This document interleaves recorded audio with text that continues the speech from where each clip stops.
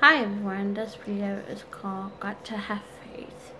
First we're going to learn what kind of faith we need to have. And I'm coming out of the New King James Version, Matthew 21:21.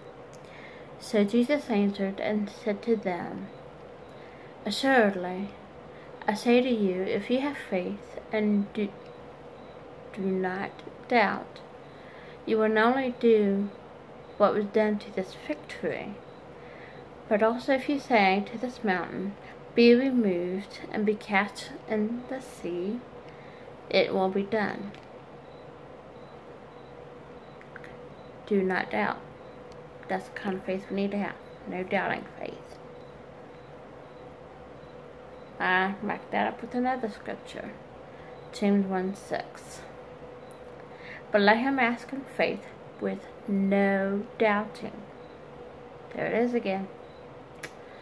For he who doubts is like a wave tossed in the sea, driven and tossed by the wind.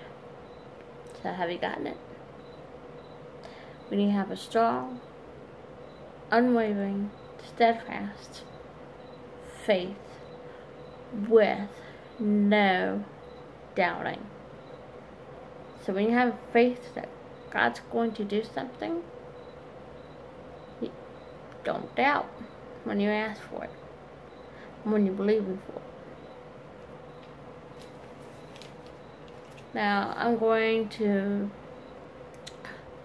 give you two examples of two people in the Bible, and there are many more, whose faith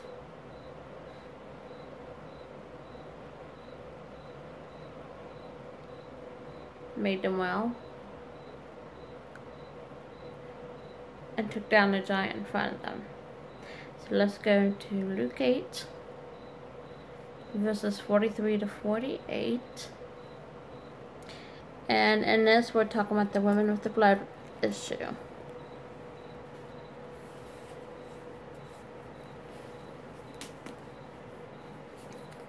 And I pray that you're reading with me.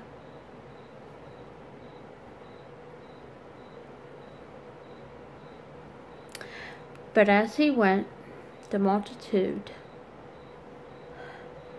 thronged him.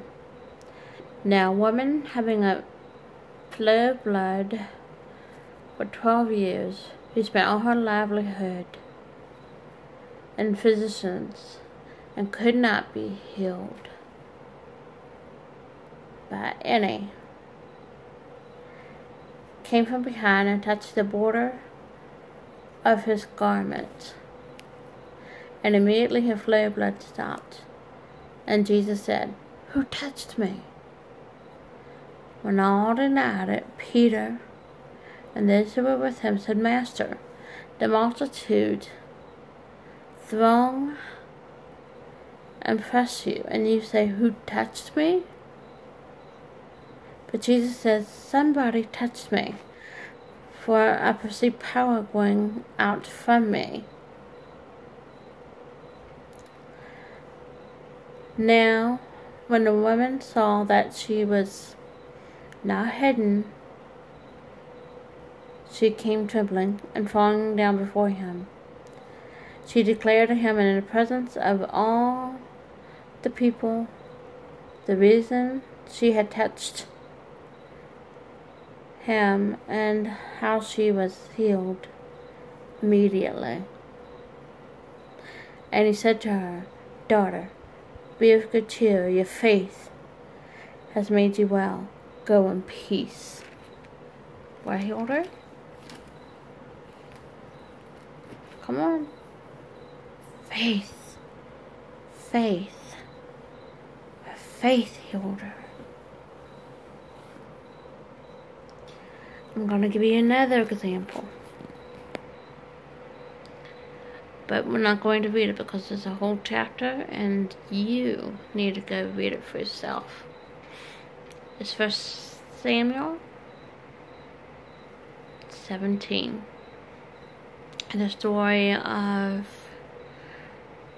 David and Goliath.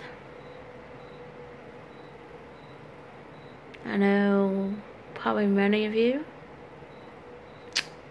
have read the story or know it very well.